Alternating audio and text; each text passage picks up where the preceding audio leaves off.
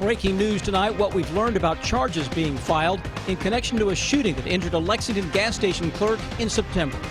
The family of a Lexington teenager hit by a car while walking to school says this isn't the first time they've had to deal with a horrible accident. A busy day for firefighters in Whitley County battling brush fires. County leaders warning to prevent more coming up.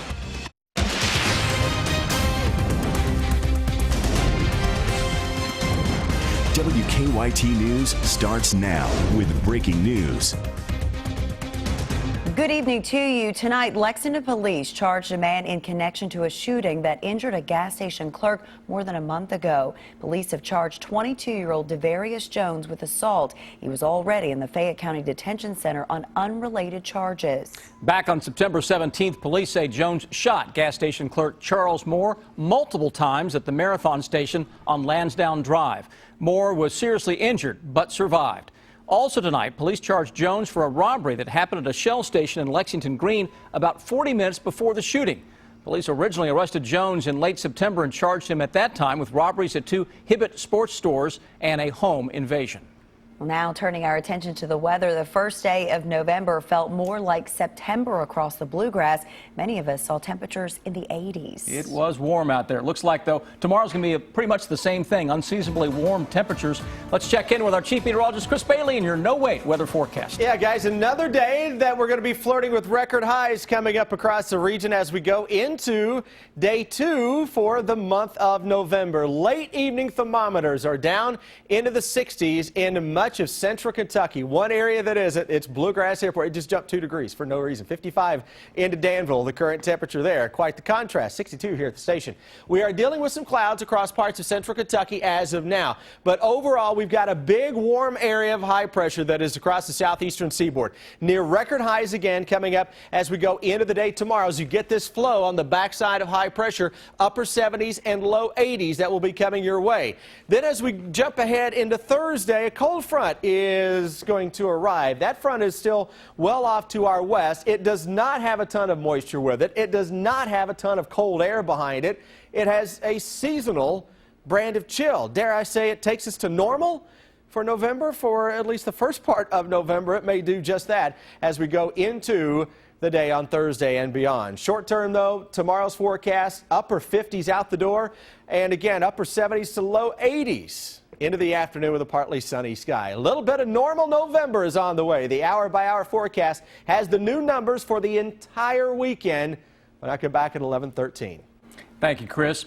He was walking to school when police say a car hit him. And tonight we're learning more about a Lexington teenager who suffered some serious injuries. Police say the car hit the 15-year-old yesterday morning as he crossed Clays Mill Road. And the teenager's family tells us he has a long road ahead as he recovers.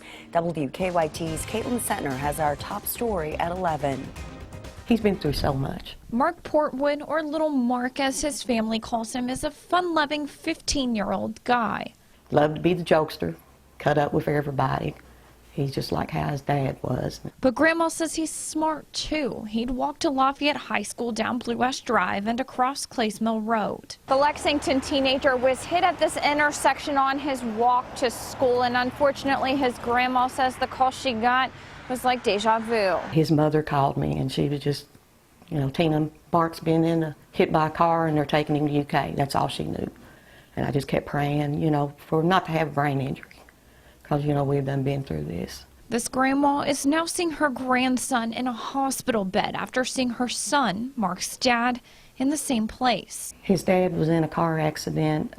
It's been 13 years now, and little Mark was with him when he had his accident on Easter, and he ran off the road and hit a tree on Old Frankfort Pike. Big Mark would start to recover, but he slipped back into a coma after yet another accident. He's still in that coma. She went to check on her grandson Tuesday afternoon. You talk to him, he knows his name, his birthday, but he's very agitated, and then, you know, he's just kind of blank and don't say anything. Cries a lot. He has a broken collarbone and a severe concussion. Doctors tell her the road to recovery is going to be long. But he's strong-willed, very strong-willed. And like I said, his daddy's the same way. In Lexington, Caitlin Sentner, WKYT. The family is now hoping for a crosswalk at the intersection of Blue Ash and Clays Mill. New tonight, Georgetown police have arrested a man they think is connected to 3 burglaries around the city. They've charged 42-year-old Christopher Bell with burglary, theft, and possession of drug paraphernalia. Police say Bell was in the process of taking thousands of dollars from a house in Georgetown today when a neighbor saw him and confronted him. At that point, police say Bell took off, but they arrested him nearby. Police think he could also be connected to a burglary in Lexington. A major Lexington road was closed for more than 5 hours today because of a deadly crash. It happened about noon on Old Richmond Road near Evans Mill Road. Lexington police say the driver of a truck was trying to pass a tractor but lost control. They say the truck then hit the tractor, went off the road and hit a fence. Police say a man riding in the truck was killed. His name has not been released. And they say the driver of the truck and the driver of the tractor were both taken to the hospital. Police think that speed may have also been a factor in the crash. It's been a busy day for firefighters in Whitley County. They say they battled 6 brush fires today, and one of them is still burning tonight. Whitley County leaders have now issued a burn ban because of the recent dry conditions. New at 11, WKYT's Garrett Weimer talks to some people who live near one of those fires. In the dark, the flames flickered like night lights, but not bringing comfort. Instead, exposing neighbors' fears. The house we built and a barn, you know, and animals and horses. It's just, it's kind of a worrisome thing, you know. It all started much earlier. A busy day for firefighters here battling 6 brush fires across the county. County leaders say at one point during the day, 8 of their 9 fire departments were all out at brush fires. On a day like today, it looks pretty outside and you think you can go out and burn something, but with the wind picked up and the dry conditions, it's really dangerous to be burning right now.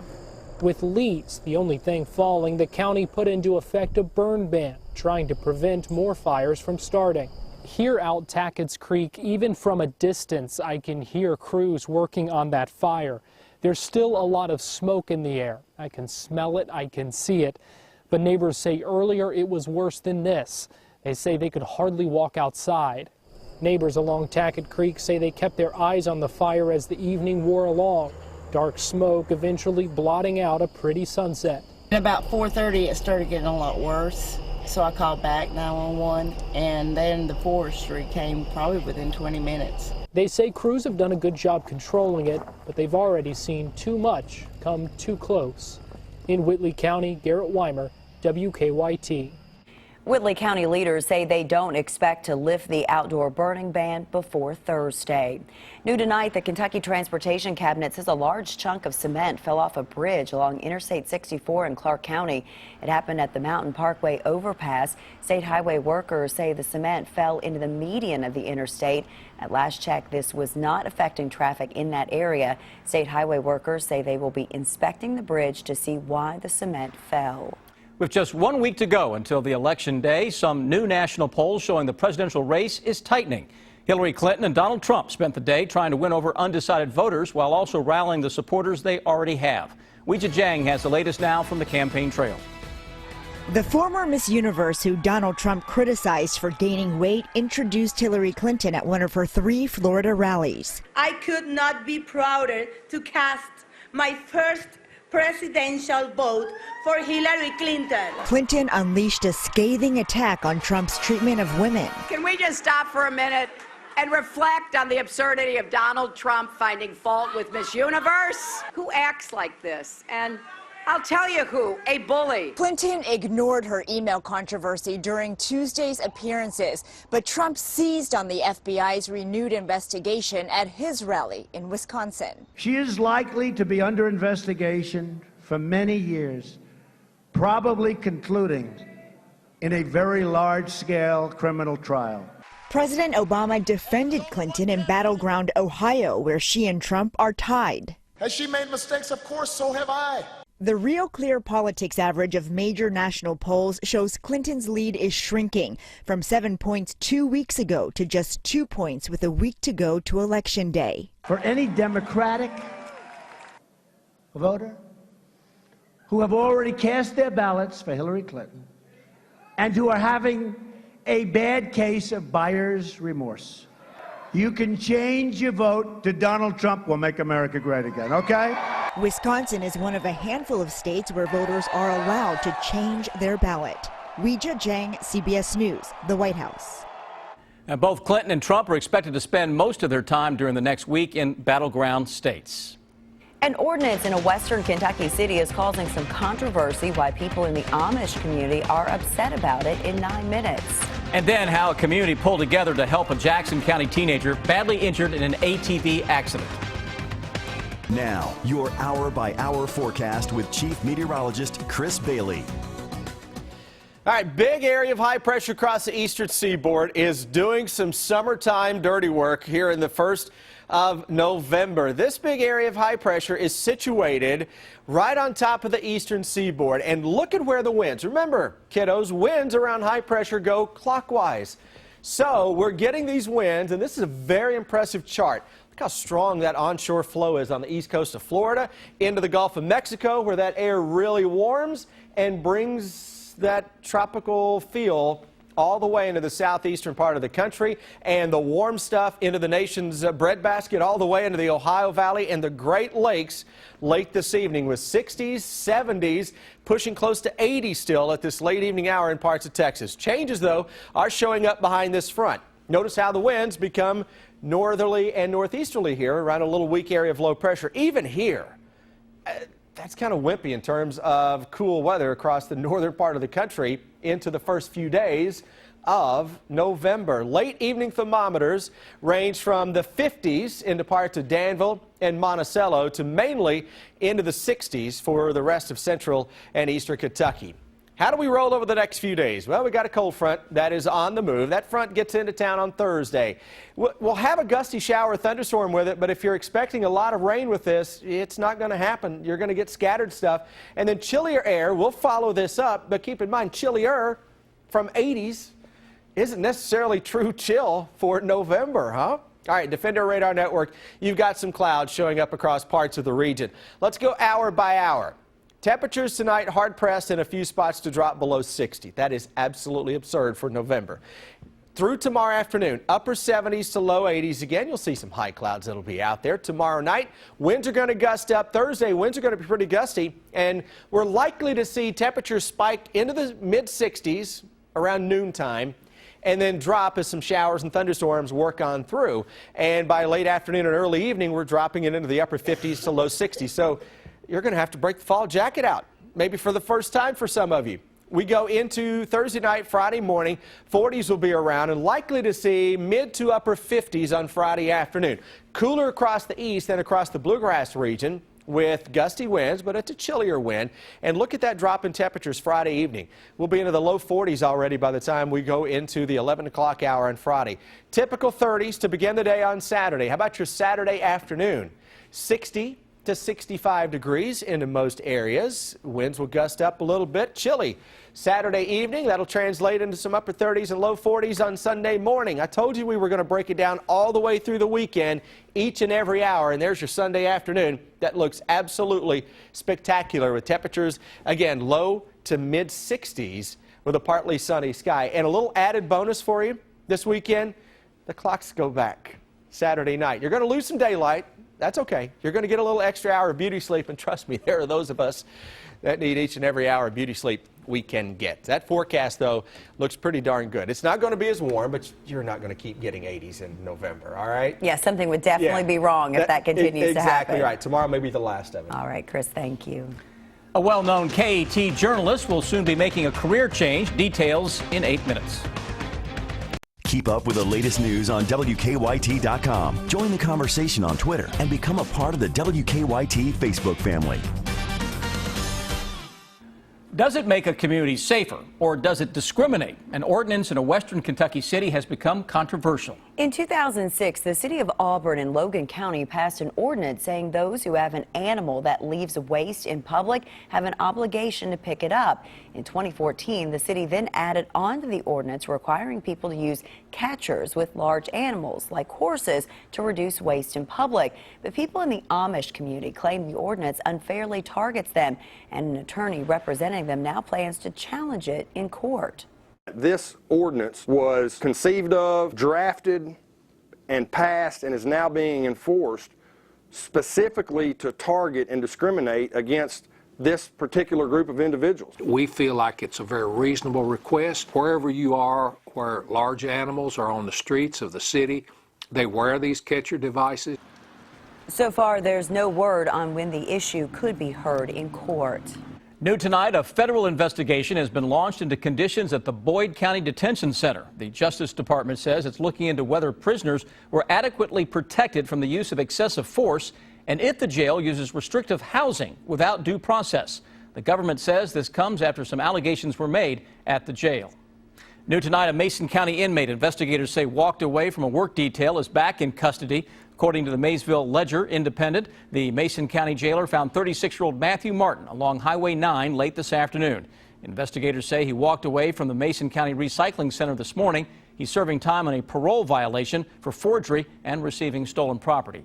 Months after an ATV accident nearly killed him, a Jackson County teenager returned home today to a community celebration. 16-year-old Isaac Ely's family wasn't sure if he would survive after that crash, and doctors feared he would be in a vegetative state. But the community rallied around the family, and Isaac is now able to walk with some assistance and say a few words. He received a police escort when he returned home to Annville this afternoon, and many people lined the streets holding signs.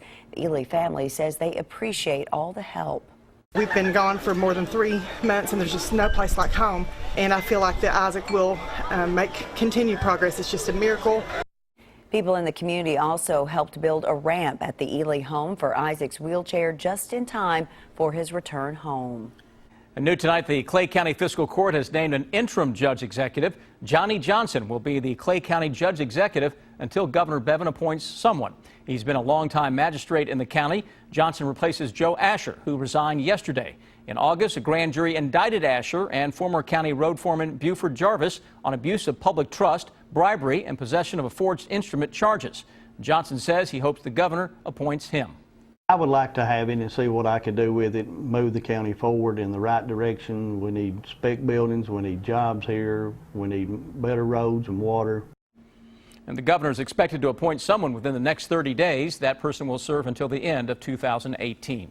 New tonight, a longtime KET journalist will soon be moving on to another job. The Kentucky Humanities Council announced today that Bill Goodman has been named its executive director. He'll start his new job on January 1st. Goodman has hosted the public affairs show Kentucky Tonight on KET since 1996. In a statement, KET congratulated him on the new job and wished him well, and he will be missed over there for sure. We wish him well, too. Just ahead, Asbury, Rob, looking forward to the Rupp Arena Spotlight. That is for sure. Big opportunity for the Eagles. They talk about what it will be like in Sunday night's exhibition and just how much has quarterback Steven Johnson improved since he had to take over for Drew Barker. That's next in sports.